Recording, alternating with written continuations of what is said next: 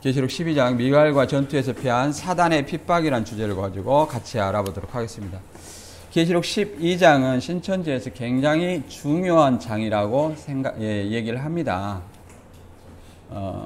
그래서 세 존재가 한 장소에 있다. 여기서 한 장소라는 것은 장막성전이에요.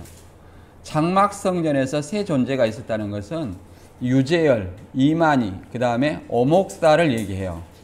오목사가 있었다. 근데 사실은 용의 7머리 10뿔이기 때문에 오목사가 땅짐승으로 지금 바뀌었거든요. 그러니까 이제 오목사가 있을 수가 없죠.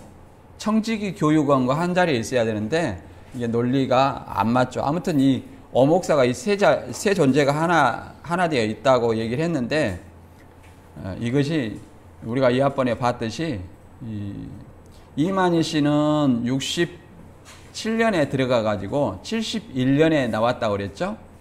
오목사는 언제 들어가냐면 75년에 입교했어요. 그러니까 장막성전에서 이 세 사람이 만날 수가 없어요. 만날 수가.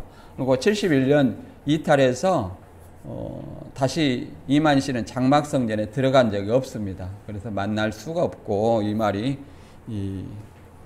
거짓말이라는 거. 그 다음에 두 번째, 이제 여자가 광야로 도망해서 1260일 동안 양육한다는 말이 있잖아요. 그 여자가 유재열이라고 얘기합니다. 장막성전에. 유재열이 그 광야는 뭐냐?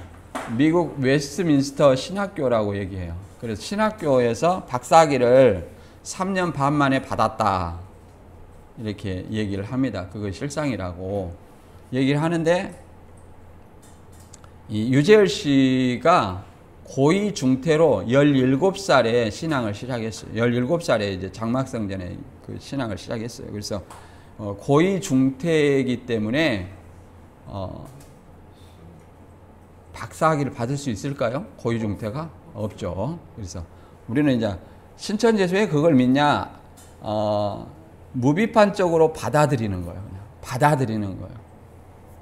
우리가 누구를 특정하게 맹신하게 되면 그 사람의 말이 이해가 안 간다 할지라도 어떻게든 이해하고 믿으려고 노력하잖아요. 그런 거와 같습니다. 우리가 이제 밖에서 보면 이런 말도 안 되는 일을 믿을까? 이렇게 생각하지만 그렇지는 않습니다.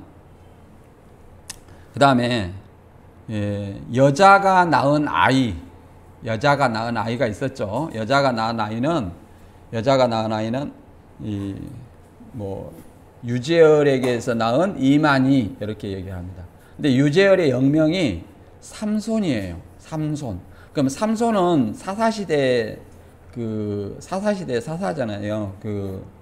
그리고 이 삼손은 단지파 마노아의 아들이거든요. 단지파 마노아의 아들이에요. 그러면 단은 뱀이라고 그랬거든요. 성경에서 창세기 49장에서 뱀이라고 했어요. 그럼 뱀에게서 양육받은 이만희는 뭐겠느냐? 뱀 자식이에요. 뱀 자식이 어떻게 구원 받을 수 있겠느냐? 이렇게 모순이 될 수가 있어요. 그 다음에 우리가 여기서 이제 계시록 12장에서도 하늘을 잘 생각을 해야 돼요. 왜 그러냐면 하늘은 신천지는 무조건 장막성전 이렇게 생각하는데 그게 그렇게 되는 것이 아니다. 왜 그러냐면 핍박받는 하늘이라는 것은 뭐예요? 이 지상의 교회를 얘기합니다. 핍박받는. 여자가 핍박을 받았다. 교회가 박해를 받는 걸 얘기하는 거예요. 여자는 교회를 상징을 해요. 박해를 받았다. 그리고 도망을 가잖아요. 그 다음에 또 하늘에서 내어 쫓겼다. 그러면 이 하늘은 어디예요? 하늘에서 미갈과 천사들과 사단과 그의 천사들이 이렇게 싸워요. 그래서 사단과 그의 천사들이 하늘에서 패해가지고 땅과 바다로 내어 쫓깁니다. 그러면 그 하늘은 어디겠어요? 영계의 하늘, 곧 그리스도가 있는 그 하늘을 얘기하는 거예요. 그 하늘을 얘기하는 거예요. 근데 이거를 우리가 문맥을 이해를 하지 못하고 그냥 무조건 장막성전이라 하면 논리에 맞지 않다. 그 다음에 이제 한때, 두때, 반때라는 나와요. 한때, 부때, 반때는 42달을 얘기하는 것이고 42달은 1260일을 얘기하는 거예요. 3년 반. 다 같은 기간이에요. 근데 여자가 1260일 동안 광야로 돌아가서 양육을 받잖아요. 이거를 또 12장 14절에서는 한 때와 두 때와 반 때를 양육받는다 이렇게 표현했어요. 3년 반. 1260일을 3년 반 이렇게 표현한 거예요. 42달 1260일 양육받는다. 함께 이 여자가 도망을 가가지고 광야에서 1260일 양육받는다는 것은 양육받는 기간이면 또 박해받는 기간이라 이렇게 생각하시면 됩니다. 정확하게 그 날을 이렇게 계시해가지고 이제 7년 대환란을 근거로 12장과 13장에서 이렇게 얘기하는 수도 있으나 저는 그렇게 보지 않습니다. 왜 그러냐면 계시록에서 박해 기간에 쓰여질 당시가 도미티안 황제의 기간이에요. 그러면 도미티안 황제는 81년에 그 왕권을 잡아가지고 96년 암살되기까지 딱 15년을 치리했어요. 그러면 15년 동안 박해와 42달은 매치가 안 되죠. 그래서 이걸 7년 환란이라고 볼 수도 없고 그냥 어떻게 보냐, 박해받는 기간, 환란받는 기간 또는 환란받는 기간은 교회가 양육받는 기간 이렇게 얘기를 할 수 있다. 그 다음에 여자의 자손이 있어요. 이 여자의 자손이 해를 입은 여자의 아들과 또 여자의 자손이라고 되는데 대부분 예수님으로 해석하시는 분들이 많아요. 우리 교계에서는 예수님으로. 주석에도 그냥 그런 견해가 많이 있어요. 그러나 이제 그건 한 70, 80% 그렇게 해석한 것 같더라고. 근데 이제 그 나머지는 저는 그 나머지 견해, 소수의 견해를 따릅니다. 왜 그러냐? 예수님이 다시 싸워가지고 보좌에 올라가고 다시 철장을 받을 필요가 없어요. 이미 예수님은 초림 때 십자가의 부활로 이미 승리해갖고 보좌 우편에 앉아 계시잖아요. 이게 다시 싸워가지고 자기 보좌에 또 앉을 필요가 없어요. 그거는 뭐냐? 예수님이 이기는 자에게 보좌와 철장을 준다고 했기 때문에 예수님 자신이 될 수가 없어요. 신천지에서도 이것은 얘기합니다. 그래갖고 이만이라고 얘기하는데 여기서 이기는 자와 이긴 자의 차이점은 이기는 자는 뭐예요? 지상교회의 성도라고 그랬죠? 이기는 자는 왜 그러냐면 성령이 교회들에게 하시는 말씀을 들을지어다. 이기는 그에게는 그러면 교회가 교시록 2장과 3장에는 몇 개예요? 7개죠? 그러면 이기는 자가 단수라면 7교회에서 한 사람만 나와요? 아니죠. 그리고 현재 진행이라는 것은 계속 싸워서 이겨야 된다는 걸 의미해요. 계속된 승리를 의미해요. 계속된 승리. 그러니까 지상교회 성도를 의미합니다. 그 다음에 이기는 자가 이긴 자가 됐어요. 이거는 과거형이죠. 이긴 자는 더 이상 싸울 대상이 있어요, 없어요? 없어요. 이거는 이제 하늘의 성도를 얘기합니다. 곧 천상교회 성도.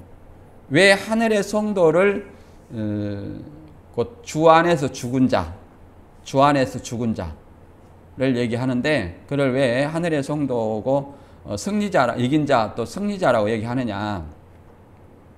예수님의 승리로 인해서 사단이 그러잖아. 사단이 미가엘과 싸워가지고 땅으로 내쫓겼잖아요. 그래서 하늘에서는 더 이상 사단과 그의 천사들이 있어요, 없어요? 없어요. 그래서 하늘에서는 이미 하나님 나라가 이루어졌어요, 안 이루어졌어요? 이루어졌어요. 누구를 통해서? 예수 그리스도를 통해서 이루어졌다. 그래서 더 이상 싸울 대상이 없기 때문에 이 하늘에서는 이긴 자, 하늘의 성도를 천상교회 성도 곧 천상교회 또는 이긴 자라고 얘기합니다. 그래서 과거형이죠. 우리가 이 네 가지를 한번 이제 살펴보도록 하겠습니다. 하늘의 전투에서 패배한 영이 땅으로 내어 쫓겨난 이유. 그 다음에 하늘에서 영이 패배로 쫓겨난 것이 주님의 재림인가. 42달 후에 쫓겨난다 얘기를 합니다. 42달 후에. 42달에 쫓겨난 것이 주님의 재림이라고 얘기하는 거예요. 그것이 언제냐면 84년 3월 14일이라고 얘기하는 거예요. 근데 재림하면 영생과 영벌로 갈라져야 되죠. 심판과 구원, 영생과 영벌, 천국과 지옥을 갈라져야 된다. 그런데 그런 것이 없잖아요. 그런 것이 없다는 것은 재림이 아니죠. 재림이 아니죠. 그 다음에 사단의 박해를 피해 한때와 두때 양육받는 거. 여자의 자손과 싸우려는 영의 분노 이렇게 얘기를 합니다. 여기 같이 한번 본문 읽어볼게요. 시작. 하늘에 전쟁이 있으니 미갈과 그의 사자들이 영으로 더불어 싸울세 영과 그의 사자들도 싸우나 이기지 못하여 다시 하늘에서 저희의 있을 곳을 얻지 못한지라 큰 영이 내어 쫓기니 옛뱀 곧 마귀라고도 하고 사단이라고도 하는 온찬을 깨는 자라 땅으로 내어 쫓기니 그의 사자들도 저와 함께 내어 쫓기니라. 내가 또 들으니 하늘에 큰 음성이 있어 가로되 이제 우리 하나님의 구원과 능력과 나라와 또 그리스도의 권세가 이루었으니 우리 형제들을 참소하던 자 곧 우리 하나님 앞에서 밤낮 참소하던 자가 쫓겨났고 또 여러 형제가 어린 양의 피와 자기의 증거하는 말을 인하여 저를 이겼으니 그들은 죽기까지 자기 생명을 아끼지 아니하였도다. 그러므로 하늘과 그 가운데 거하는 자들은 즐거워하라. 그러나 땅과 바다는 화 있을진저 이는 마귀가 자기의 때가 얼마 못된 줄 알므로 크게 분내어 너희에게 내려갔음이라 하더라. 용이 자기가 땅으로 내어 쫓긴 것을 보고 남자를 낳은 여자를 핍박하는지라.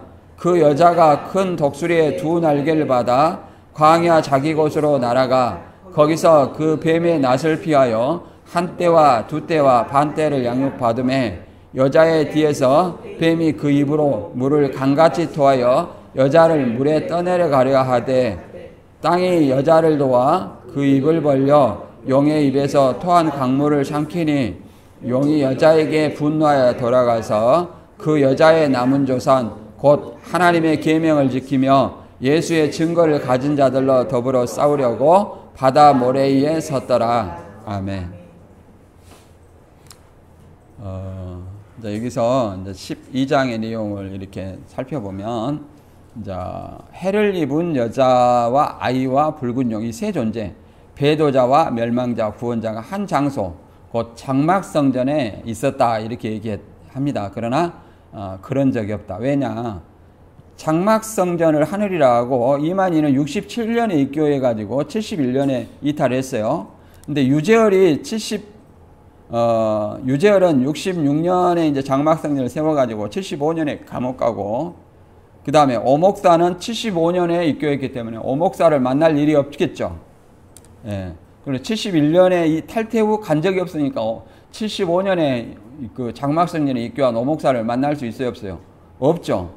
더구나 이 71년이나 또는 75년을 얘기하는 것이 아니라 이 세 존재가 있다는 것은 42달 기간 안을 얘기해요. 80년 9월부터 84년 3월 14일 기간 안에 이 장막성전에서 세 존재가 있어야 돼요.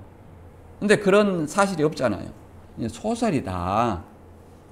그리고 여자가 낳은 아들은 이제 여자는 유재열이고 유재열은 영명이 삼손이라 얘기합니다. 단지파 마노아의 아들 뱀이라고 하기 때문에 뱀에서 양육받은 자는 뱀 자식이고 구원자가 될 수 없다. 그 다음에 세 번째 계시록 12장은 이제 박해를 피해 하나님의 보호 아래 3년 반 동안 이제 여자가 양육받는 것이 있고요. 그 다음에 13장은 또 이 박해받는 3년 반이 또 있어요. 근데 이걸 갖다가 계시록 12장은 전 3년 반 환란, 13장은 후 3년 반 환란 이렇게 알고 7년 대환란 하는데 제가 이렇게 보니까 같은 기간이에요. 같은 기간. 박해의 기간이 양육받는 기간이에요. 그것도 이제 여러분들이 더 자세히 궁금하시면 저한테 물어보면 제가 성경을 통해서 자세히 알려드릴게요. 이거는 그런 어떤 7년 환란이라는 소리 들어보셨죠? 이제 역사적 전천연설을 주장하는 학자들에 의해서 많이 얘기하고 그걸 이제 방금 얘기한 것, 제가 얘기한 것처럼 환란받는 기간, 박해받는 기간으로 보는 것은 이제 무천연설을 신학자들이 이제 주장을 많이 합니다. 저는 이것은 무천년설 학자들과 견해를 같이 합니다. 그 다음에 네 번째 13장 계시록 시대 배경에 도미티안 황제 숭배와 박해의 배경을 근거로 볼 때 있잖아요.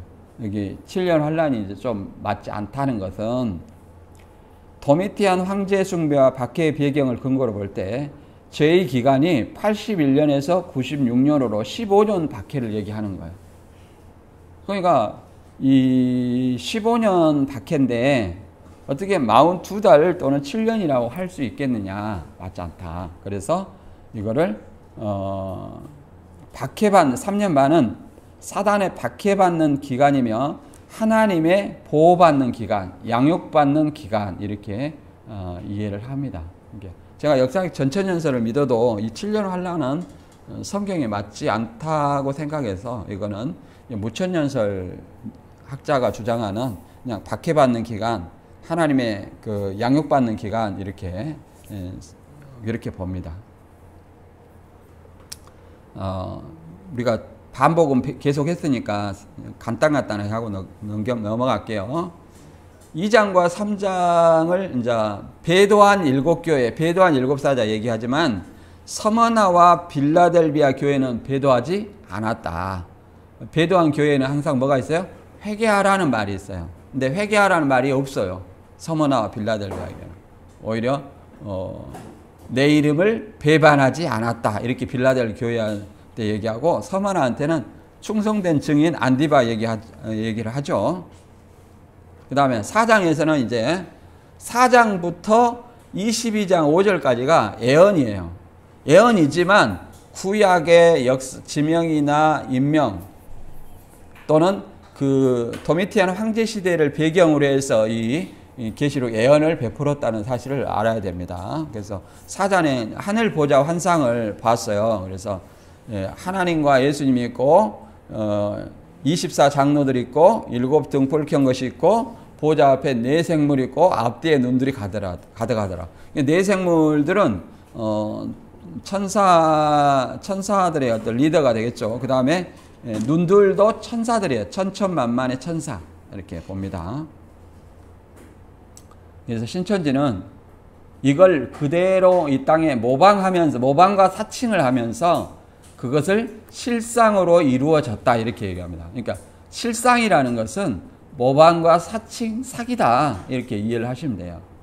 우리가 주기도문 할 때 하늘에서 이룬 것 같이 땅에서 이루어지리다. 이 기도가 하늘에서 있는 것을 그대로 모방하라는 얘기가 아니라 뭐예요? 하늘에서 하나님 나라가 예수 그리스도의 승리로 말미암아 이루어졌잖아요. 그러니까 이 땅에 하나님 나라가 이루어지려고 이루어질 수 있도록 기도하라는 거예요. 그러면 하나님 나라가 이루어지려면 어떻게 해야 돼요? 그리스도가 강림을 해야 돼요. 예수님이 재림함으로 승리자가 강림함으로 사단과 그의 하수인들 그 다음에 불신자들이 완전히 영벌에 처하고 하나님 나라가 이루어지는 겁니다. 이게 4장의 내용이고요. 그 다음에 5장에서는 이제 예수님이 이제 봉인된 7인으로 봉인된 두루마리를 취합니다. 그래서 신천지는 이것을 계시록 전장이라고 얘기해요. 계시록이 전장이 봉함됐다 얘기를 하는데 그것이 아니라 우리가 이렇게 그 책에 이렇게 봉함됐다 그러면 7인으로 봉해졌어요. 촛농 떨어 가지고 이렇게 봉하는 거예요. 두루마리에다가. 그렇죠? 여기 보면. 그러면 인을 하나씩 뗄 때마다 여기 다 인을 떼 보면 그 내용이 나오죠. 그러면 그 내용을 인 떼는 내용이 뭐예요? 곧 이 봉한책의 내용이다. 이렇게 생각할 수 있어요. 인 떼는 내용이. 그렇잖아요. 인을 떼 보니까 그 내용을 확인할 수 있잖아요. 인을 떼 보면 그 내용을 확인할 수 있죠. 그러니까 인 떼는 내용이 곧 봉한체형의 내용이다. 이렇게 이해를 할 수 있어요. 그래서 적어도 1장에서 4장은 이 봉한책의 내용이 아니잖아요. 그리고 인 떼는 내용은 6장에서 8장까지 내용이에요. 6장에서 8장. 6째 인을 떼잖아요. 그러면 6장은 심판의 내용이고 7장은 구원의 내용이에요. 그래서 계시록 이 7인의 봉한책은 심판과 구원에 관한 하나님의 경륜이 담겨있는 책이다. 이렇게 이해를 할 수 있어요. 그리고 이 예수님이 인을 떼신다는 것을 알려주기 위해서 이렇게 그 과정을 설명하는 것이지 계시록 전장이 봉함되었다는 것은 아닙니다. 누가 그러더라고요. 이렇게 어떤 목사님 저한테 계시록은 봉함된 책이야 이렇게 저한테 얘기하더라고요. 함부로 설교하면 안 돼. 근데 그 목사님도 그저께 제가 만났더니 계시록 설교한다고 그러시더라고요. 계시록 설교하신다고. 이제 봉함이 어떻게 됐어요? 계시가 된 거예요. 계시가 된 거예요. 마찬가지로 아무리 펼쳐져 있지만 그 말씀을 공부하지 않고 보지 않는 사람은 그 사람에게는 여전히 봉한책의 말이에요. 예수님은 계시록 또는 묵시록 얘기하잖아요. 이 차이, 계시와 묵시의 차이점은 똑같이 같은 말이에요, 원어는. 근데 우리 한국말이 좀 다른데 의미는 약간 강조점이 다릅니다. 계시는 계시, 그냥 보여준다, 펼쳐서 보여준다 이런 어떤 의미가 강하고 묵시라는 것은 예언을 초점에 두는 거예요. 예언. 예언. 펼쳐서 보여준다는 것보다 예언이라는 말에 더 초점을 갖춰서 그렇게 표현한 겁니다. 그래서 6장에서 이제 6째 인을 이렇게 띄는 겁니다. 6째 인을 띄어서 이제 내 생물이 내 말들을 들어서 심판을 하는 거예요. 땅에 거하는 자들을 4분의 1 심판합니다. 근데 이것을 이것도 장막성전 심판이다. 42달. 80년 9월부터 84년 3월 14일 이렇게 얘기합니다. 그 다음에 해달별이 어두워진 것도 장막성전 목자, 전도자, 성도다라고 얘기한다. 이제 이렇게 그 심판하고 이 7장에는 이제 구원받은 사람의 숫자를 이렇게 설명하는 겁니다. 구원받은 무리를 설명하는 거예요. 14만 4천이 있고 흰 옷 입은 큰 무리가 있죠. 이제 이것을 이렇게 우리 기독교에서는 이렇게 같은 무리로 보는 견해가 많이 있어요. 그러나 신천지는 이렇게 다르게 봅니다. 다르게 보나 14만 4천 입맞으면 신의를 합의해서 육체 형생을 합니다. 그 다음에 흰 옷 입은 무리는 지구촌에서 이렇게 몰려오는 존재라는 거예요. 신천지로. 돈과 재물을 가지고. 14만 4천은 제사장이고 흰 옷 입은 무리는 백성이라는 거예요. 이제 헌금하러 온다는 거예요. 그러면 그거 갖고 이제 80억 인구가 돈과 재물을 갖다 바치니까 떼돈 번다. 육체 형생도 하고. 이거 얼마나 좋습니까? 논리상으로는. 그렇잖아요. 근데 그런 일이 있어요, 없어요? 없다. 실제로 지금 흰무리를 전도하라고 하고 있기 때문에 그러면 14만 4천이 육체 형생해야 되죠. 근데 육체 형생 한 사람이 있어요, 없어요? 신천지요? 없잖아요. 그리고 저는 이렇게 봅니다. 14만 4천, 입맞은 14만 4천이라 있기 때문에 이스라엘 유대인을 얘기하는 것도 아니고 입맞았다는 것은 하나님의 도장, 곧 그리스도인, 복음을 믿는 사람들을 입맞았다고 얘기합니다. 복음을 믿는 사람들. 그래서 그리스도인을 상징하는 숫자고, 그 다음에 흰 옷 입은 무리는 뭐냐, 그리스도인을 반복해서 설명하는 것이 아니라 이들이 하나님의 보좌 앞에 있다. 흰 옷을 입고 하나님의 보좌 앞에 있다 그러는 거예요. 보좌는 어디에 있어요? 하늘에 있죠? 그러니까 천상계의 송도라 이렇게 저는 그렇게 봅니다. 그 다음에 8장과 9장에서는 이제 7째 인을 떼고 7 나팔을 받아요. 이게 인재앙, 나팔재앙, 대접재앙 이렇게 점점 확대가 됩니다. 마지막 7째 인에 7 나팔의 재앙이 들어있고 7 나팔의 재앙에 또 뭐가 들어있냐면 7 대접의 재앙이 들어있어요. 의미가.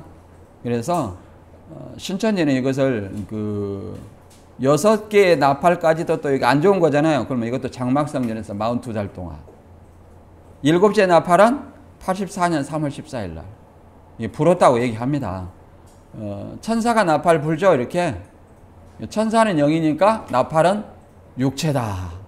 그러면 이게 신천지의 7사람이 80년 9월 과거로 돌아가서 이렇게 다시 불어야 돼요. 이런 것은 있을 수 있어요, 없어요? 없다. 그래서 7사람이 이렇게 만들어 놨어요, 이렇게. 모방하고 사칭하면 이게 실상이 되는 게 아니다, 이렇게. 그 다음에 9장 다음에 뭐예요? 10장이죠? 이제 6째 나팔을 불고, 이제 삽입장이에요, 사실은. 7째 나팔 사이에 그 삽입장이에요. 아까 계시록 7장도 삽입계시 또 삽입환상이라고 그랬죠. 삽입환상입니다. 이 10장과 11장 14절까지는 또 삽입환상이에요. 여섯째 나팔부터 일곱째 나팔 불 사이에 이제 책 받아 먹은 얘기를 하는 겁니다. 이것을 예수님이 봉안책을 예수님이 펼쳐가지고 천사를 통해서 사도 요한한테 주고 사도 요한은 종들한테 다시 예언하라고 얘기를 합니다. 이 순리는 맞아요. 이 순리는 맞는데 다만 이만희 씨가 사도 요한을 사칭해서 책 받아 먹었으니까 구원자다 이렇게 얘기합니다. 그러나 이것을 왜 어떻게 인용하냐면 에스겔 2장과 3장에 보면 에스겔을 인자야 너는 책을 받아 먹고 이스라엘 족속에 잃어버린 이스라엘 족속에 가라 이렇게 얘기했죠. 이게 에스겔을 누구처럼 인자로 얘기했잖아요. 그런 것처럼 신천지도 사도 요한과 같은 입장에서 온 구원자가 있다 이렇게 얘기하는 거예요. 그러나 분명히 다른 것은 에스겔의 구약 성경은 누구에 대해서? 예수님에 대해서. 그래서 에스겔 선지자를 빙자해서 누구를 나타냈어요? 예수님을 나타냈어요. 그러나 신약에서는 사도 요한을 빙자해서 예수님을 나타낸 게 아니에요. 예수님은 이미 부활한 존재이기 때문에 이 땅에 육신을 증거할 필요가 있어요? 없어요? 없다. 그래서 다만 사도 요한의 사명은 종의 사명, 선지자의 사명. 종의 사명, 선지자의 사명을 얘기하는 것이다. 분명히 다릅니다. 그 다음에 11장. 성전 청량과 두 중에 3일반 죽음과 부활하여 승천하늘.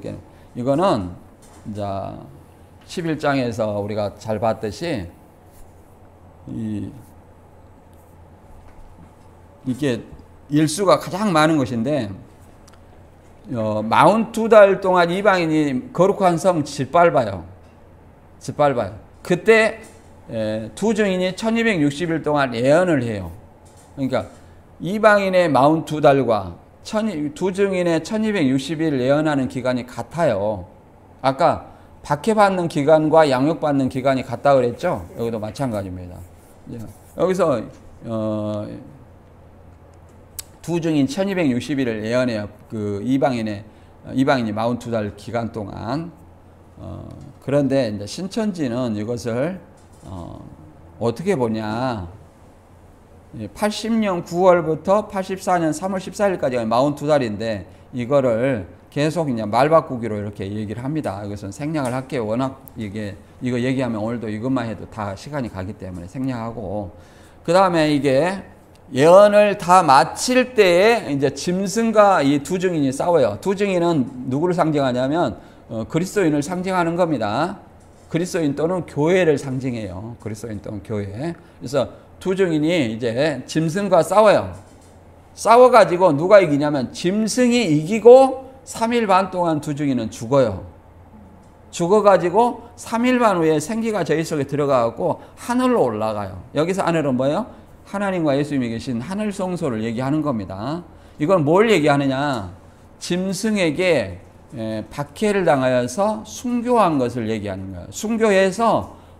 순교해서 하나님 앞으로, 예수님 앞으로 나아가는 것을 이렇게 이미지로 보여주고 있는 거예요. 마치 예수님이 부활해서 승천한 것처럼 보여주고 있다. 이것은 그리스도인이 예수를 믿다가 죽으면 예수님 앞으로 나아가는 것을 보여주는 것이다. 그 다음에 12장 여기 했죠. 이 세 존재가 한 자리에 있다고 했는데 그러잖아요. 이것도 적어도 기간이 멸망자가 들어와 있기 때문에 언제예요? 80년 9월부터 84년 3월 14일까지 기간으로 봐야 돼요.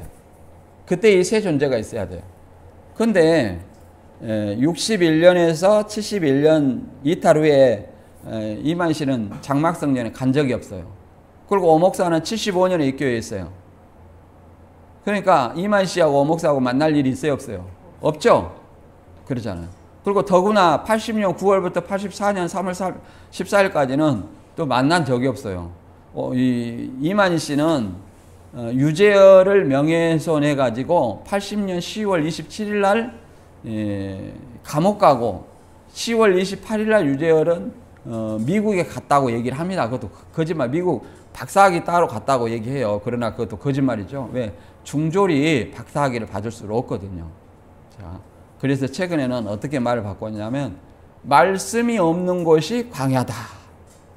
그러면 이제 그렇게 또 변개를 했어요. 그러면 말씀이 없는 곳 어디냐? 어디 가서 3년 반 동안 양육 받았냐? 이걸 내놔라. 왜 그냥 그들은 실상이라는 것이 반드시 모방한 실체가 있어야 돼요. 모방한 실체. 근데 그걸 내놓을 수가 없겠죠. 자, 좀 보면 제가 이렇게 자꾸 반복해서 하는 것은 계시록의 흐름을 좀 이해하라고 하는 겁니다. 이 다음에는 계시록 12장만 할게요. 계속 하다 보니까 시간을 다 잡아먹네. 자, 하늘의 전투에서 패배한 용이 따개로 쫓겨난 이유는 여기서 전투에서 미가엘과 그의 사자와 용과 그의 사자가 싸워서 용이 땅으로 내어 쫓긴 것으로 되어 있으나 사실은 왜 미가엘이 승리할 수 있었고 사단이 패해가지고 땅으로 쫓겨나느냐, 이것은 그리스도의 십자가의 승리로 말미암아 사단의 죄와 사망 권세를 이겼기 때문에 그렇습니다. 거기 본문에도 나와요. 그리스도의 권세가 이루었으니, 그리스도의 권세로 미갈과 그의 사자가 이겼다. 그래서 그 그리스도의 권세로 말미암아 하나님 나라와 구원이 하늘에서 이루었다. 그래서 우리가 주기도문을 할 때 뜻이 하늘에서 이룬 것 같이, 하나님의 뜻은 사단을 내어 쫓고 하나님 나라를 이루는 거예요. 우리가 주기도문도 뭐 때문에 한지 잘 알아야 됩니다. 뭐 여기 이렇게 우리가 요한번에 봤죠. 읽어보면 7절에 하늘에 전쟁이 있더라. 미갈과 그의 천사들이 용과 싸우며 그의 천사들과 싸우나 이기지 못하고 또 하늘에서 자기들의 처소를 더 이상 찾지 못한지라. 큰 용 곧 옛뱀 마귀라고도 하고 사단이라고도 하며 온 세상을 속이는 자가 내어 쫓기더라. 그가 땅으로 내어 쫓기니 그의 천사들도 그와 함께 내어 쫓기니라. 개혁한글에는 그의 사자들이 있지만 사단의 천사들도 있어요. 천사들도 있다. 이게 천사당에서 다 좋은 천사다 그게 아니에요. 광명의 천사로 가장한 천사들이 있어요, 없어요? 있죠. 그래서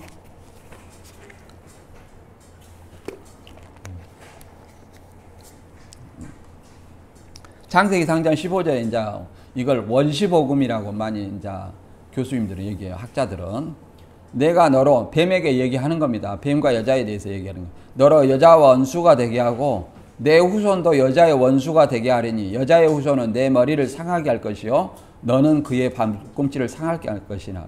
여기서 말하는 여자의 후손은 예수님이에요.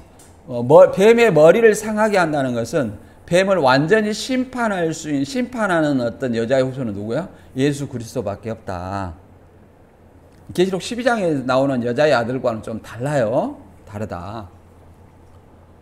그리고 이제 하늘에 이제 사단을 뭐라고 하냐, 계시록 14장 12절에는 이제 이 바벨론 왕을 빗대서 이렇게 얘기합니다. 내가 너로 여자 원수가 되게 하고 계시록 14장 12절. 오 아침의 아들 루시퍼야, 내가 어찌 하늘에서 떨어졌는가? 민족들을 약하게 만든 자여, 내가 어찌 끊어져 땅으로 떨어졌는가? 15절에 그러나 너는 끌려가 지옥으로 곧 구덩이 옆면들로 내려가리라. 이 킹제임스 번역에 이렇게 돼 있어요.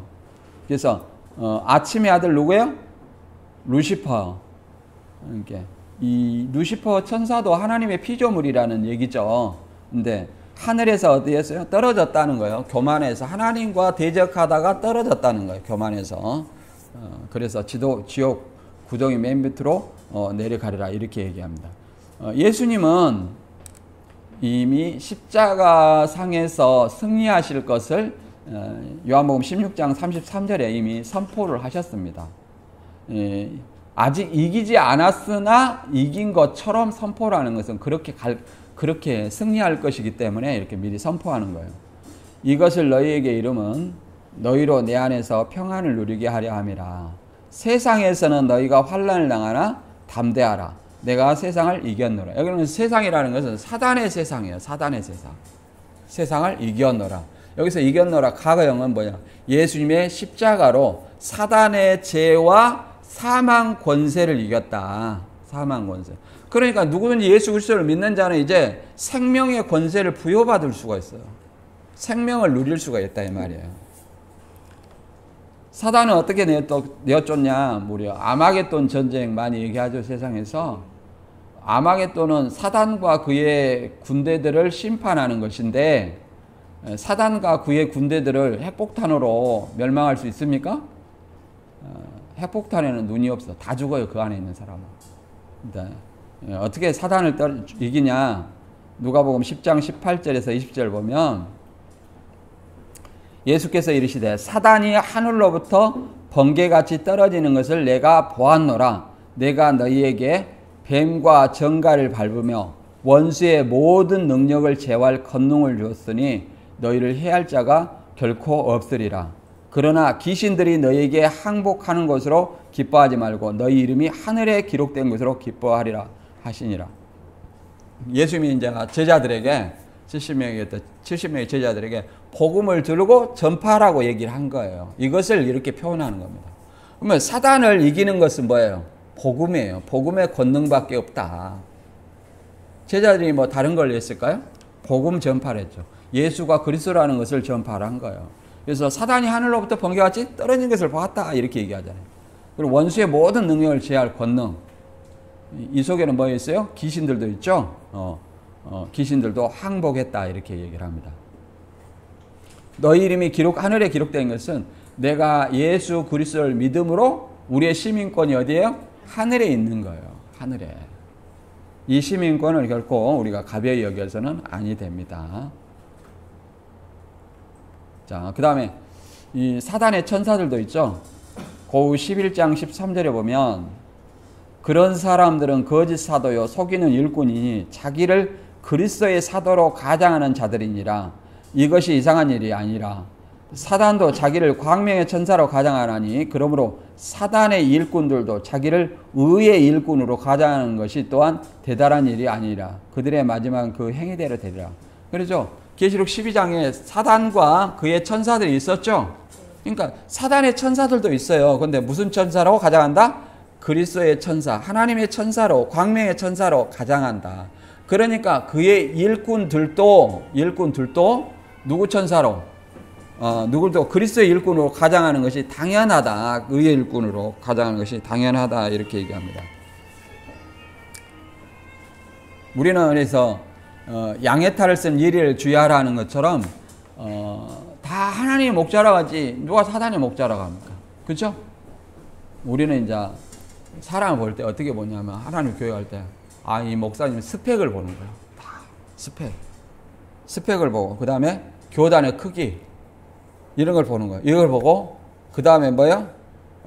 이 목사님이 내 마음에 맞는 말을 하나 안 하나 이걸 보는 거예요. 그 다음에 그래갖고 교회 선택을 해. 부수적으로 이제 목사가 이 바람 피나 안 피나 또 교회에서 이상한 거 행하나 안 하나 이런 거 보는데 이게 우선이 아니라 뭐예요? 하나님의 말씀을 올바로 하느냐 안 하느냐. 내 마음의 뜻과는 달라요. 하나님의 말씀은 그렇잖아요. 내 생각은 너희 생각과 다르고 내 길은 너희 길과 다르다. 쉽게 말해 천지 차이라 하는데 성경을 모르다 보니까 그렇게 보는 거예요. 성경을 모르다 보니까. 그래갖고 그분이 하는 모든 말은 맞다. 내가 이해 안 돼도 어떻게든지 믿음으로 받아들이려고 노력하는 거예요. 그게 아니에요. 그게 아니다. 예수님은 뭐라고 그랬냐면 열매를 보고 그 나무를 알라 이렇게 했습니다. 우리가 예를 들어서 도울 김영우 요가면 막 박수치고 그러지 않아요. 그럼 제가 요가하면 박수 치겠습니까? 절대 안 치죠. 저런 XX 이렇게 얘기를 하죠. 그러니까 말을 들어보고 말과 행위를 들어보고 그 사람을 판단해야 된다. 우리가 교회도 하나님의 말씀을 들어보고 그 길을 판단해야 돼요. 우리가 그런 어떤 판단 분별력이 있어야만이 무장을 할 수가 있는 거예요. 에베소 6장 12절에 우리의 씨름은 혈과 육을 상대하는 것이 아니요 통치자들과 권세들과 이 어둠의 세상 주권자들과 하늘에 있는 악의 영들을 상대함이라. 그러므로 하나님의 전신갑주를 취하라. 이는 악한 날에 너희가 능히 대적하고 모든 일을 행한 후에 서기 위함이라. 이렇게 얘기를 합니다. 혈과 육적인 어떤 씨름이 아니다. 어둠의 세상 주관자들, 사단이죠. 그 다음에 그 악의 영들과 하나 된 주관자들을 얘기하는 거예요. 그래서 하나님의 전신갑주를 취하라. 하나님의 전신갑주는 말 그대로 하나님의 말씀의 방패예요. 자, 이 갑옷도 있고 방패도 있고 성령이고 말씀도 있죠. 그러면 우리는 어떻게 합니까? 성경을 많이 한 이단은 도망가라 그러죠. 도망가면 이기는 자입니까? 진자입니까? 진자죠. 그들도 잃어버린 양이라는 것을 알아야 돼요. 그들도 잃어버린 양이다. 그러므로 내가 그러잖아요. 올바른 복음을 알려면 복음을 알고 그들의 잘못된 교리를 알아서 능히 대처하는 것이 전신갑주예요. 그러잖아요. 맞기만 하는 것이 아니라 칼이 있으니까 찔러야 되죠. 상대방을 베야 되잖아요. 근데 내가 하나님의 말씀을 하나도 몰라. 그냥 예수만 믿으면 천국 따는 당상이다 하고 이렇게 장땡 잡고 있으면 되겠어요, 안 되겠어요? 안 되죠. 마지막은 계시록 19장 20, 이게 아마겟돈 전쟁의 결과입니다. 19장 20절에. 그러나 그 짐승은 붙잡혔고 그 앞에서 기이한 일들을 행하던 그 거짓 예언자도 그와 함께 붙잡혔습니다. 그는 짐승의 표를 받은 자들과 그 짐승의 우상에게 절한 자들을 이런 기이한 일로 미혹시킨 자입니다. 그 둘은 산채로 유황이 타오르는 불에 던져졌습니다. 그러니까 그리스도의 재림으로 말미암아 아마겟돈에 모인 사단의 세력을 심판하는 거예요. 전쟁으로 묘사했으나 사단과 하나님의 예수님의 전쟁은 성립할 수 없어요. 그잖아요. 대등하지 않아요. 그냥 일방적인 심판이에요. 이미 승리를 하셨기 때문에. 그래서 마지막 미혹자라고 그랬죠. 미혹시킨 자, 미혹자. 마태 24장 24절에는 많은 적그리스도들과 많은 거짓사들이 할 수만 있으면 택하신 자들도 미혹하게 하리라. 그래서 오늘날 많은 적그리스도와 거짓선자들이 있다는 거예요. 그런데 그들이 불못에 던진다. 예수님이 강림하면 불못에 던지고 또 불신자들도 불못에 들어갈 수밖에 없다. 정리하면 이렇습니다. 큰 영이 옛뱀이라는데 아담과 하와를 미혹한 그 뱀을 얘기하는 거예요. 그래서 사단은 사타나스의 뜻이고 대적자, 마귀는 이제 디아블로스로 중상자, 비방자라는 뜻입니다. 또 본문에 있는 말로는 참소하는 자 이렇게 얘기하죠. 참소하는 자. 그리고 택한 자를 미혹하는 존재로 공중권세 잡은 자로 표현합니다. 사단은 본래 천사였으나 하나님과 동등한 존재가 되려는 이유로 사단과 그의 추종자들은 하늘에서 쫓겨나 공중에서 활동한다고 얘기를 합니다. 에녹서가 외경이죠. 외경에 이렇게 나와 있다는 거예요. 2장 29절에 4, 5절에. 그 다음에 신천지는 이렇게 어떻게 썼냐면 신천지의 포인트는 하늘은 무조건 장막성전이다. 그러니까 이 유재열이 있는 장막성전을 이렇게 제한시키는 거예요. 그러나 성경은 그리스도인에게 주신 편지이고 소아시아 7교에 주신 편지예요. 그러니까 그리스도인에게는 보내는 메시지지 장막성전이나 신천지는 아무 상관이 없다. 왜? 그들은 장막성전은 유재열과 유인구를 구원자로 믿는 곳이고 신천지는 이만희를 구원자로 믿는 것이기 때문에 그리스도인이 아니에요. 자, 보면 뭐라고 하냐면 하나님과 사단에게 각각 그 소속의 영들로 구성된 군대가 있다. 뭐 이것은 맞다고 얘기할 수 있죠. 미가엘과 군대, 사단과 그의 군대, 영과 그의 군대, 그의 사자가 군대라고 얘기할 수 있죠. 싸웠죠. 싸웠다는 거 군대라고 얘기할 수 있죠. 그러니까 맞는 건 맞다고 해야 되지. 이게 신천지가 있으니까 무조건 틀리다 이렇게 얘기하면 안 됩니다. 다만 그들에게는 이런 것을 도용하고 인용을 한다 할지라도 그들에게는 그들에게는 구원과 영생과 천국이 없다는 거예요. 그에 소속된 육체가 있으니 이 땅의 목자와 성도들이다. 이걸 이제 생각을 해보면, 자, 미가엘, 이게 42달 싸우는 거잖아요. 그러면 미가엘과 그의 사자들이 들어쓰는 영과 육은 누구냐? 아직 42달 후 신천진이 발생하기 전인데 누구냐? 그러면 장막성전 사람이어야 돼요. 근데 이만희는 뭐라고 하냐면 전쟁터 하늘은 장막성전, 기간은 42달이에요. 미가엘과 천사가, 사단과의 천사가 전쟁을 해요. 이게 철장 가진 아들과 형제들의 싸움이라 그럽니다. 그러면 여기서 이만희는 있다고 쳐요. 이만희는 이제 42달 안에 그 장막성전에 있었다고 쳐. 사실은 있지도 않았잖아요. 가지도 않았잖아요. 80년, 71년 이탈 후에 간 적이 있어요? 없어요? 없잖아요. 간 적이 없어. 근데 그렇다고 쳐. 이만희는 이제 싸웠다고 했으니까. 근데 이제 그의 형제들이라는 것은 신천지인을 얘기하잖아요. 신천지는 언제 생겨요? 84년에 생겨요. 그러니까 있을 수 있어요? 없어요? 없죠. 이게 없는 거예요. 이게 논리에 맞맞잖아요. 전쟁인 튼 하늘 장막에는 천사들과 악령들이 또 만국을 다스린 남자와 그 형제들이 멸망자들과 대결하여 싸웠다. 그러니까 자기가 싸워서 이겼다 하더니 이제 형제들과 같이 싸웠다 이렇게 논리를 만들어요. 무기는 증가하는 말이다.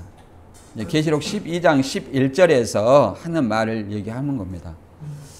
이제 모수는 42달 장막성전의 정정은 아이 이만희가 장막성전에 없었고 형제들은 신천지니까 존재할 수 없다. 84년에 있어야 되잖아요. 존재할 수 없다. 두 번째, 아이와 형제들이라는 것을 잘 기억하시고 한번 들어볼까요? 하늘에서 영이 패배로 쫓겨난 것이 주님의 재림인가? 이거 딱 84년, 이것이 재림의 날짜도 정확히 아는 거예요. 84년 3월 14일 날. 여러분 재림 날짜 모르시죠? 예. 모르는 것이 당연해요. 모르는 것이 지극히 당연한 거예요. 너희는 알 바 아니라겠는데 자꾸 알려고 하는 것도 하나님 말씀에 거스리는 거예요.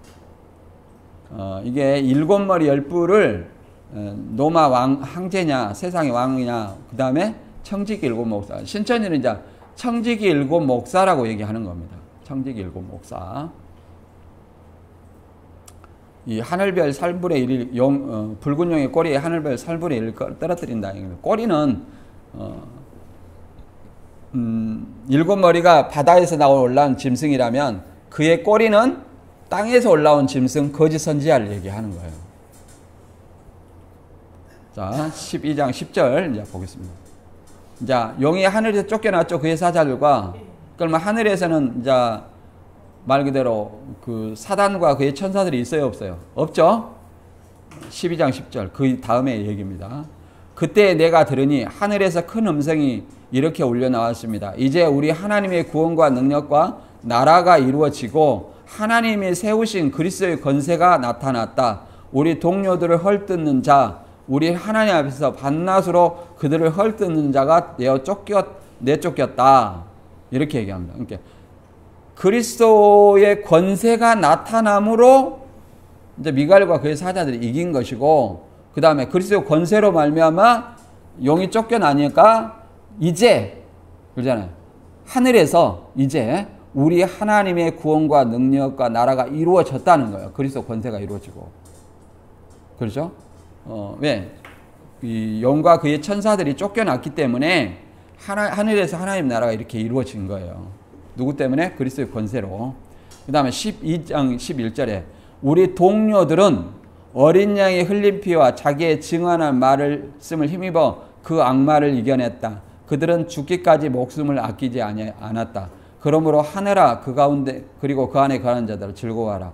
그러나 땅과 바다는 화가 있다. 악마가 자기 때가 얼마 남지 않은 것을 알고 몹시 성이 나서 너에게 내려갔기 때문이다. 그러면 여기 봐보세요. 11절에는 어린 양의 흘린 피, 십자가에 예수님의 십자가와 그 다음에 자기의 증언하는 마음, 십자가를 믿고 뭐예요? 복음이죠. 증언하는 말은 복음이에요. 복음을 힘입어서 악마를 이겨냈다는 것은 그들이 어떻게 했다는 거예요? 이 과거형이죠. 이겨냈다. 그러면 이긴 자다 그 말이에요. 이긴 자는 누구라고 그랬어요? 순교자. 순교자. 사단이 이기는 것은 죽이는 것이고, 이 죽는 것은, 주 안에서 죽는 것은 뭐야?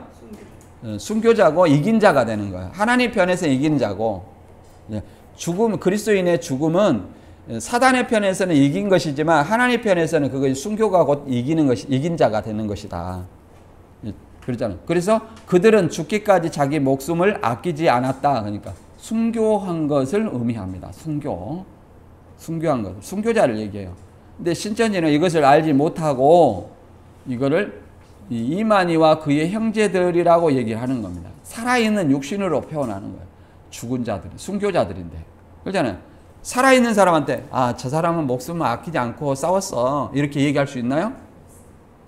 그냥 살아있는 사람이 싸워서 이겼다 그러면 잘 싸웠어. 이렇게 얘기하지. 목숨까지 버리고 잘 싸웠어. 이거 이겼어. 이렇게 얘기할 수 있나요?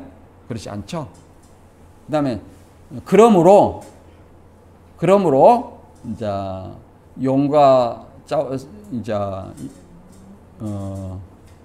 사단이 쫓겨났고 이제 그리스도의 권세로 하늘에서 하나님 나라가 이루어졌기 때문에 하늘아 그리고 그 안에 거하는 자들아 즐거워라. 그러니까 하늘에 거하는 선지자와 성도들이 있죠. 그 사람들, 천상계의 성도들, 그런 사람들은 즐거워하라는 거예요. 왜? 영과 그의 사자에 쫓겨났기 때문에 즐거워하라. 그러나 땅과 바다는 화가 있다. 왜 땅과 바다가 화 있어요? 사단과 그의 천사들이 땅과 바다로 내어 쫓겼기 때문에. 그래서 이렇게 말합니다. 악마가 자기 때가 얼마 남지 않은 것을 알고 몹시 성이 나서 너희에게 내려갔기 때문이다. 그러면 지상에 너희가 있어요, 없어요? 있죠? 있어요. 너희라는 것은 이제 하나님의 계명을 지킨 사람들을 얘기하는 거예요. 그래서 땅과 바다. 그래서 우리 이제 지상에는 사단의 미혹자들이 사단에 들어서는 어떤 적그리스도와 거짓 선자들이 있기 때문에 우리에게는 화예요. 그렇지 않아요? 우리는 그래서 계속 싸워 이기는 자가 돼야 돼요. 계속 승리를 해야 돼요. 내 자신과 얘기해야 되고 미혹자들한테 또 얘기해야 되는 겁니다. 이 하늘의 성도들을 이렇게 표현합니다. 계시록 19장 1절. 이일 후에 내가 들으니 하늘에 허다한 무리의 큰 음성 같은 것이 있어 이르되 할렐루야 구원과 영광과 능력이 우리 하나님께 있도다. 그의 심판은 참되고 의로운지라. 음행으로 땅을 더럽게 한 큰 음녀를 심판하사 자기 종들의 피를 그의 손에 갚으셨도다. 이렇게 얘기를 합니다. 음행으로 땅을 더럽게 한 음녀. 이렇게. 다른 신 섬기는 것을 음행이라고 얘기합니다. 다른 신 섬기는. 영적 음행, 우상 숭배나 다른 신 섬기는 걸 뭐라고 그랬다고요? 음행이라고 얘기하는 거예요. 여기는 이제 바벨론 얘기하는 거예요. 바벨론 음녀. 1차적으로. 황제 숭배를 얘기할 수 있겠죠. 근데 하늘의 허다한 무리는 뭐예요? 하늘의 천상계의 성도들을 얘기하는 거예요. 천상계의 성도들을 얘기하는 거예요. 계시록 6장 9절에는 그러잖아요. 우리 피를 신원하여 주지 아니하시기를 어느 때까지 하렵니까? 우리 연수를 땅에 거하는 자들 심판해서 우리 피를 갚아달라고 이렇게 신원했죠. 근데 여기서 갚아줬잖아요.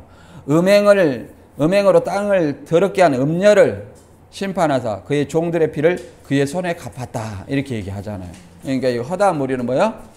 천상계의 성도라고 얘기할 수 있습니다. 또 7장 9절 이하에 흰옷 입은 무리도 이일 후에 내가 보니 각 나라와 족속과 백성과 방언에서 아무라도 능히 셀 수 없는 큰 무리가 흰옷을 입고 손에 정려가지를 들고 보좌 앞과 어린 양 앞에 서서 큰 소리로 외쳐가로되 구원하심이 보좌에 앉으신 우리 하나님과 어린 양에 있도다. 이렇게 얘기를 하죠. 그러면 보좌 앞에 나왔다는 거예요. 그러면 계시록 3장 21절에 이기는 자는 내가 이기고 아버지의 보좌에 앉은 것 같이 하리라. 이기는 자는 내 보좌에 함께 하여 주기를 내가 이기고 아버지 보좌에 앉은 것 같이 하리라. 그럼 예수님이 십자가 희생으로 아버지 보좌에 앉았죠? 그러면 이기는 성도들이 앉아야 될 보좌는 누굽니까? 어떻게 해서 앉을까요? 죽음. 예수를 믿다가 죽음. 그것이 뭐예요? 예수님 보좌에 앉는 길이다. 근데 지금 여기서 그러니 보좌 앞에 왔다는 것은 이들이 살아있는 자예요? 죽은 자예요? 죽은 자다. 그래서 입맞은 14만 4천과 같은 존재로 보는 견해가 많이 있지만 저는 그렇게 보지 않는다. 이렇게 말할 수 있습니다. 그래서 우리가 주기도문 할 때 6장 10절에 마태 6장 10절에 그 날을 오게 하여 주시옵소서. 그 뜻이 하늘에서 이룬 것이 땅에서 이루어지다. 그러니까 이미 하늘에서 하나님 나라가 이루어진 그 하나님 나라가 이 땅에 이루어지고 오게 하여 주시옵소서. 이렇게 기도하는 거예요. 예수님이 그리스도가 재림하실 때 이 땅에 하나님 나라가 이루어지는 거예요. 땅에. 뭐 이단들처럼 예수님이 뭐 유재열이한테 왔다가 유재열이 배도하니까 이만희한테 왔다가 뭐 재림이 왔다가 80년 77년에 왔다가 80년 뭐 84년에 왔다가 91년에 왔다가 이렇게 몇 번 왔다 갔다가 이바이 또 죽으면 뭐야? 다음 사람에 재림했다. 또 이렇게. 이게 재림이 아닙니다. 여기서 보면 또 하늘에서 영의 패배로 쫓겨나는 주님의 재림인가? 여기 볼까요? 하나님의 나라와 구원과 건세가 이루어지는 이제라는 때는 그러잖아요. 이제라는 때는 영이 쫓겨나는 때예요. 영이. 근데 이것을 장막성전이라 하니까 뭐 84년 3월 14일 날 정확히 날짜를 정해놨잖아요. 그들은. 여기서 마흔2달을 채우고 하늘 장막에서 쫓겨난 것 뒤를 말한다. 그렇죠? 42달을 채운 뒤. 이게 언제요? 84년 3월 14일 날. 그때 하나님 나라가 이루어졌다는 거예요. 그때가. 그래서 하나님의 일곱 사자 장막성전이 재림의 등불의 역사를 할 때에 이렇게 역사가 한다. 그리고 용의 무리는 부패한 기독교 목사들에게 들어가 계시록 예언대로 만국을 미혹하고, 그러니까 기독교 목사들이 이제 만국을 미혹했다 이렇게 얘기하는 거예요. 청지기 교육원이라고 하더니 이제는 기독교 목사로 이제 바꾼 거죠. 타겟을.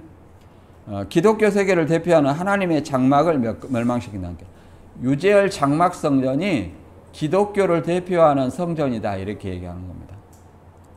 그래갖고 이 기독교가 멸망을 시켰다 이렇게 얘기하는 거예요. 사실은 이제 청지기 교육원이 42달 동안 들어가 가지고 멸망을 시켰다 얘기를 하는데 논리에 안 맞아요.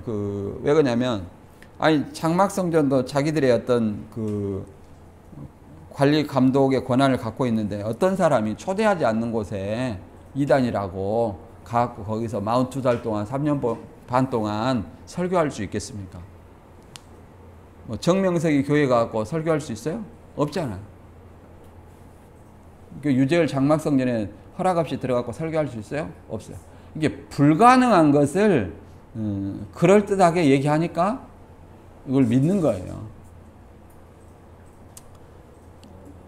그 다음에 만국을 다스릴 아이가 용과 싸워 이기고 새 이스라엘 12지파를 창조함으로써 하나님의 구원과 능력과 그리스도의 권세가 이루어진다 이렇게 얘기를 합니다. 이걸 부인할 수 없다고 하네요.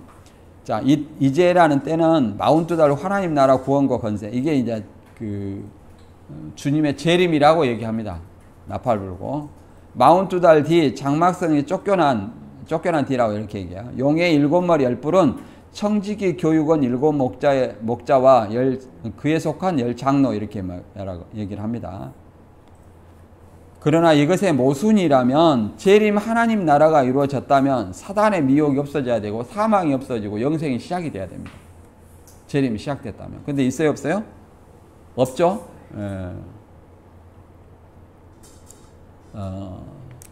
사단에 대해서 한번 우리가 생각을 해보면 사단도 광야의 천사로 가장했다고 얘기하는데 여기서는 욥기에서 참소하던 자라고 표현되어 있죠. 동료들을 헐뜯는 자, 참소하는 자, 헐뜯는 자 이렇게 사단을 그렇게 표현합니다. 욥기서에는 이 내용이 나오죠. 욥에 대해서 얘기를 하는 겁니다. 몇 구절 읽어보면 욥기서는 성경을 전체 읽을 때는 한번 읽어보지 별도로 읽어볼 일이 없죠. 1장 6절에 보면 하루는 하나님의 아들들이 와서 여호와 앞에 섰고 사단도 그들 가운데 온지라. 하나님의 아들들은 천사들 얘기해요. 여호와께서 사단에게 이르시되 내가 어디서 왔느냐. 사단이 여호와께 대답하여 이르되 땅을 두루 돌아 여기저기 다녀왔나이다. 여호와께 사단에게 이르시되 내가 내 종 욥의 욥을 주의하여 보았느냐? 그와 같이 온전하고 정직하여 하나님을 경외하며 악에서 떠난 자가 세상에 없느니라. 사단이 여호와께 대답하여 이르되 욥이 어찌 까닭 없이 하나님을 경외하리이까? 이제 이렇게 뭔가 까닭이 있지 않겠느냐? 뭔가 이유가 있지 않겠느냐? 이렇게 이제 헐뜯는 거죠. 12절에 여호와께 사단에게 이르시되 내가 그의 소유를 다 손에 맡기노라. 다만 그의 몸에는 내 손을 대지 말지니라. 사단이 그 여호와 앞에서 물러가니라. 이 사단도 하나님의 섭리 안에 들어있다는 거. 그리고 생명에는 사단은 손댈 수 있어요, 없어요? 없다. 생명은 사단은 손댈 수 없고 하나님만이 이 생명을 주관한다. 욥기서 2장 3절에 여호와께 사단에게 이르시되 내 종 욥을 주의하여 벗느냐? 그와 같이 온전하고 정직하여 하나님을 경외하며 악을 떠난 자가 세상에 없느니라. 내가 나를 충동하여 까닭 없이 그를 치게 하였어도 그가 여전히 자기의 온전함을 굳게 지켰느니라. 그러니까 우리 앞에 시험이 많이 온다는 거예요. 그랬을 때 인내와 믿음으로 승리하면 하나님의 인정받는 자가 되기를 바랍니다. 용의 패배로 이제 어디로 쫓겨나냐면 땅과 바다로 쫓겨났다 했죠.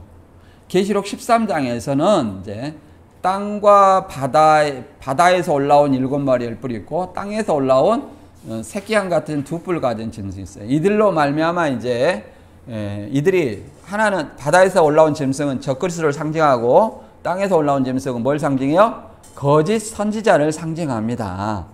이렇게 선지자를 상징해요. 이 두 존재가 이제 미혹을 시키는 거죠. 그래서 여기서 이제 바다에서 올라온 짐승 중에 하나가 뭐냐면은 칼에 상하였다 살아난 짐승이고 이걸 첫째 짐승이라는데 이 첫째 짐승이 666 짐승이에요. 이 666 짐승의 우상에게 경배하지 아니한 자는 몇이든지 다 죽이게 했어요. 666 짐승. 계시록 13장 15절에. 이게 짐승의 우상이라는 것은 짐승이 있고 그의 신상을 세워놓고 그에게 경배한다는 것은 그를 주와 하나님으로 고백한다는 거예요. 이걸 뭐 네로다, 뭐 교황이다, 뭐 도미티안 황제다 이런 견해가 있어요. 그다음 뭐 베리칩 이거는 말할 것도 아니고. 그러면 여기에 딱 떨어지는 얘기는 어떤 거예요? 순교를 시켜야 돼요. 자칭 주와 하나님이라 이렇게 숭배하게 하고 그 숭배 안 했을 때는 순교를 다 죽여야 된다는 거예요. 순교를 시켜야 돼. 그에 떨어진 사람이 교황입니까? 네로입니까? 도미티안 황제입니까? 도미티안 황제예요. 도미티안 황제. 또 사도 요한 그 AD 95년 이 계시록을 기록할 저자의 시대와 딱 떨어져요. 그래서 이렇게 봅니다. 그랬기 때문에 순교자가 있어요, 없어요? 있죠. 자, 계시록 6장 9절에 그러잖아요. 나는 제단 아래에서 하나님의 말씀 때문에 그들이 말한 증언 때문에 죽임을 당한 사람들의 영혼을 보았습니다. 그들은 큰 소리로 부르짖었습니다. 거룩하시고 참되신 지배자님, 우리가 얼마나 더 오래 기다려야 지배자님께서 땅 위에 사는 자들을 심판하시어 우리가 흘린 피의 원한을 풀어주시겠습니까? 이 사람들이 뭐 순교자라는 것을 알 수 있어요. 하나님의 제단 아래에서 이렇게 지금 피해 호소를 하고 있다. 아까 보니까 땅의 음녀를 심판해서 종들의 피를 갚아줬다고 했죠. 19장에. 그 다음에 14장 11절과 2절에 보면 자, 우리가 666 표가 뭐냐 찾고 얘기하는데 우리가 항상 저자의 관점에서 바라봐야 된다. 저자가 기록한 시대의 관점에서 봐야 돼요. AD 95년에 그 당시의 시대 상황을 알아야 돼요. 시대의 관점. 1차적으로. 그러면 도미티안 황제 숭배를 안 한 사람은 다 죽였다니까요.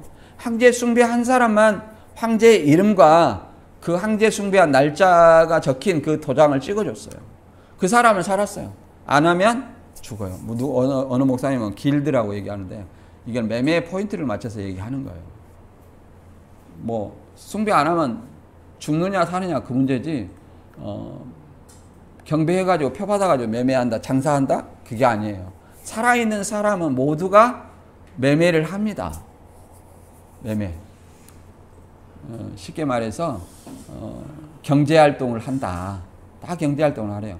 자, 14장 11절에 보면 짐승과 그의 우상에게 경배하고, 경배한 사람이 뭐예요? 그의 이름의 표를 받는 자는 누구든지 밤낮 쉼을 얻지 못하리라. 그러니까 짐승과 그의 우상에게 황제 숭배를 한 자는 그 황제 숭배, 황제의 이름의 표를 받는 거예요. 그 사람은 살아요. 그러나 그 결과는 뭐예요? 세세토록 불못이에요. 육신은 살아도.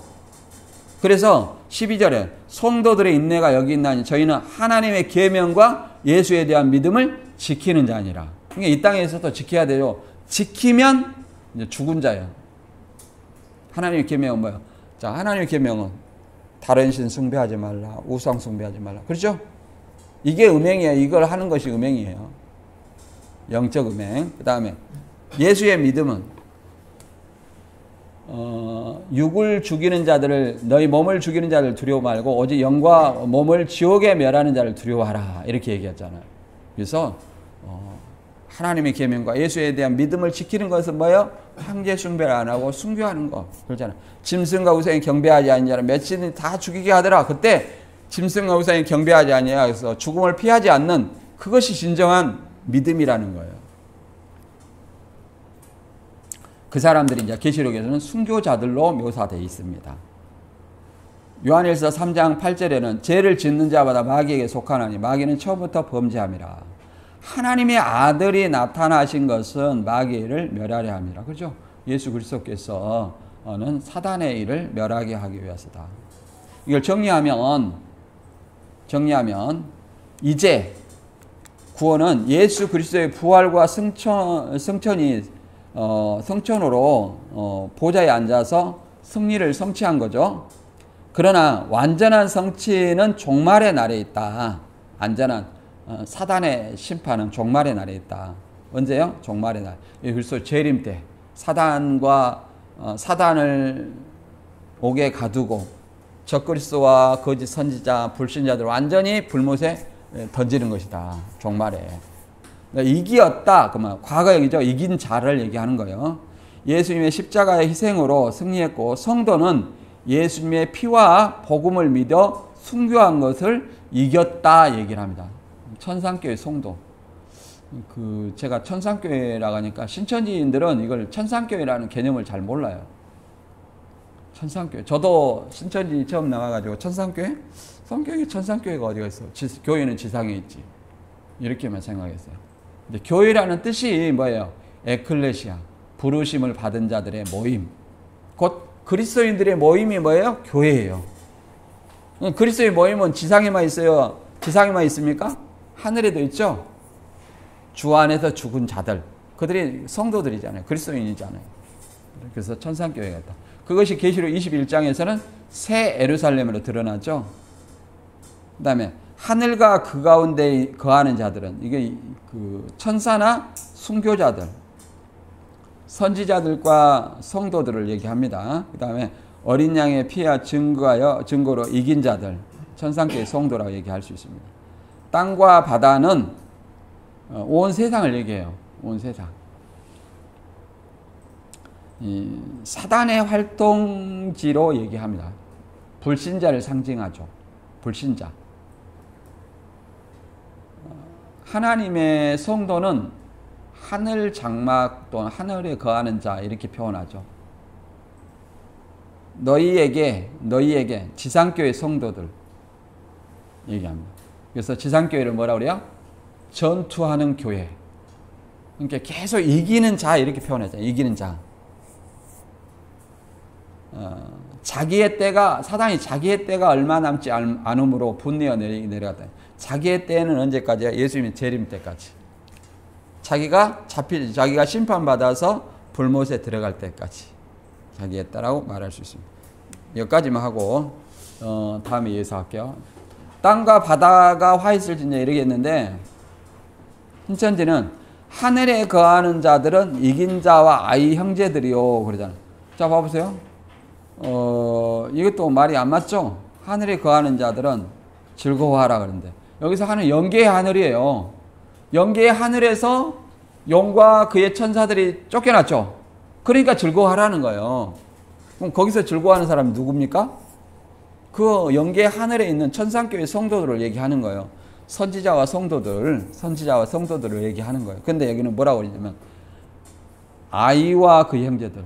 뭐 아이와 그의 형제들이 될 수도 있겠죠. 왜 그러냐면 아이가 순교자를 대표하는 성도죠. 그 형제들도 순교자들이죠. 근데 이거를 뭐라고 하냐면 이 아이와 성도들을 이만희와 신천지인이라 하니까 말이 안 맞는 거예요. 이만희와 신천지인이라 하니까 말이 안 맞는 거예요. 이게 42달 기간 안에 있다고 하니까 말이 안 맞는 거예요. 땅은 배도한 장막성전이며 바다는 짐승에 속한 세상 교인들이다. 아니, 말도 잘 지어내요. 예. 땅과 바다는 그렇잖아요. 땅에 거하는 자들을 심판한다 했죠. 그럼 바다는 사단이 주관하는 세상을 이렇게 표현하는 겁니다. 같은 이렇게 좀 분류해서 얘기하는데 전 세계를 얘기해서 모든 어떤 세상을 얘기를 하는 겁니다. 근데 신천지는 이제 장막성전 얘기를 하는 거예요. 장막성전. 이 바다가 세상 교인이라면 계시록 21장에 내가 새 하늘과 새 땅을 보니 처음 하늘과 처음 땅이 없어졌고 바다도 다시 있지 않더라 이렇게 얘기했잖아요. 그러니까 바다가 처음 하늘 처음 땅 이건 장막성전이라 치고 바다는 기독교이잖아요. 그러면 기독교인이 없어지고 나서 신천지라는 이 교회를 세워야 돼요. 근데 신천지가 세워졌어요. 근데 우리 기독교가 아직 있잖아요. 그러면 신천지를 세울 수 있어요? 없어요? 없습니다. 그렇게 얘기를 할 수 있죠. 그래서 하늘에서 쫓겨난 영은 이 무정에 갇힐 날이 얼마 남지 않은 줄 알고 크게 분내어 땅과 바다로 내어간다. 이렇게 얘기합니다. 영이 하늘에서 42달 후 땅과 바다로 쫓겨남. 전쟁하는 같은 하늘인데 전쟁 하늘도 장막성, 쫓겨난 하늘에 거하는 자들도 하늘은 이긴 자와 아이와 형제 이렇게 말합니다. 신천지 이게 논리에 안 맞죠. 그렇잖아요. 안 맞잖아요. 이 미가엘과 그의 천사들과 영과 그에게 싸웠어요. 아무리 누가 봐도 하늘의 영계잖아요. 영들이 사는 세계.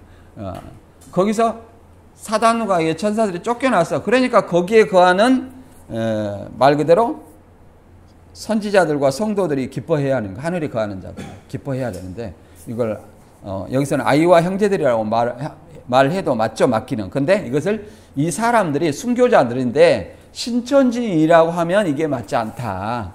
신천지는 언제? 84년 3월 14일 이후에 출현하기 때문에 이 모수는 하늘의 전쟁으로 사단이 땅과 바다로 내어 쫓겨났기 때문에 하늘이 장막성전이 될 수 없다. 그 다음에 영계의 하늘이며 쫓겨나기 전 아이와 형제들은 이긴 자들 곧 순교자들을 말한다. 이렇게 이해를 해볼 수 있습니다. 여기까지 하고 시간이 너무 많이 가야겠다. 이 다음에 이어서 하도록 하겠습니다. 이 다음에는 이제 사단의 박해를 피해 한 때와 두 때 반 때를 양육받는다는 거 이해합니다. 그래서 여러분들이 계시록을 많이 읽어보고 이 낱말이 내 귀에 익숙해야 이 말이 잘 이해를 가요. 그래서 오늘 말씀 뭐 좀 어려운 부분 있으면 얘기해 주십시오. 이해가 잘 가시나요? 대답이 없는 걸 보니까 이해가 안 가고 저 혼자만 했는 것 같아요. 계속 반복해 주셔서. 다시 한번 얘기하지만 계시록 12장은 계시록 1절에서 6절까지는 지상의 교회에서 이 아이가 싸우다가 보좌 앞으로 올려갔다 그러면 뭐예요? 올려갔다는 것은 이렇게 싸워서 이기고 그러니까 순교해서 보좌 앞으로 올라갔다 이렇게 보는 거예요. 무슨 말 알겠죠? 그 다음에 7절부터는 이게 먼저 하늘은 이 지상의 교회 공동체를 의미하는 거야. 여자가 있는 하늘은. 그 다음에 7절부터 그 다음 절은 다음의 하늘은 미가엘과 거의 천사들이 있는 하늘은 뭐예요? 어디예요? 이제 거기서 영계의 하늘이죠. 누가 봐도. 그래서 거기에서 영계의 하늘에서 영과 사단과 그의 천사들이 쫓겨났어요. 쫓겨났으니까 이게 뭐가 이루어졌어요? 그리스도를 통해서 이제 하나님의 그리스도의 권세를 통해서 하나님의 나라와 구원과 권세가 이루어졌다 이렇게 말합니다. 그리고 거기에는 또 누구도 있어요? 여러 형제들, 그 형제들이라는 것은 이 순교자들을 의미해요. 죽기까지 싸워 이겼다 이렇게 얘기하잖아. 이게 순교자들을 얘기하는 겁니다. 그들도 이 지상에서 싸우는 것은 지상에서 싸우는 거예요. 죽기까지 싸워서 죽었다는 거예요. 싸워서 죽어서 보좌 앞으로 올라갔다는 거, 하늘로. 그렇게 얘기하는 겁니다. 그래서 싸우는 것은 하늘에서 이제 용과 미가엘이 싸우는 것은 예수님의 어떤 승리로 그렇게 묘사한 것이고, 이제 사단이 쫓겨난 걸 묘사한 것이고, 우리가 보좌 앞으로 올려갔다 또 얘기하는 것은 우리 지상에서 싸워서 죽으면 보좌 앞으로 올려간다. 이긴 자가 된다. 죽으면 뭐가 돼요? 이긴 자. 예수님이 십자가의 죽음으로 말미암아 희생으로 말미암아 보좌에 앉으셨죠? 우리도 예수를 믿다가 죽으면 보좌 앞으로 올라간다. 이렇게 이긴 자가 된다. 이렇게 이해를 하시면 좋을 것 같아요. 오늘 말씀 여기서 마치고 뭐 질문 있으면 해보세요.